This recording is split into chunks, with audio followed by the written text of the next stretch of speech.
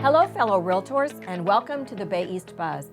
I'm Doreen Roberts, and I'll be your host for this week's episode. Is safety on your mind? If it isn't, it sure should be. We've seen too many tragedies in our Realtor family to dismiss the importance of practicing safety in the workplace. The time to implement a safety policy is now, not after a tragedy or a close call. A potential bad setup will always be made to sound very attractive and very urgent. Don't fall for it.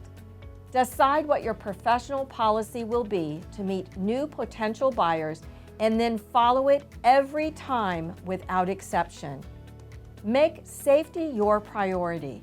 In other words, don't take chances and break the safety policy because you want to make another sale. Brokers, Realtor safety policy should be implemented office-wide, so get involved and lead the way in safety for your agents.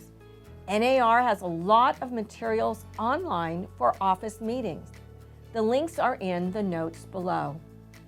We are a Realtor family and we need to protect ourselves and one another. Be successful, but first, be safe.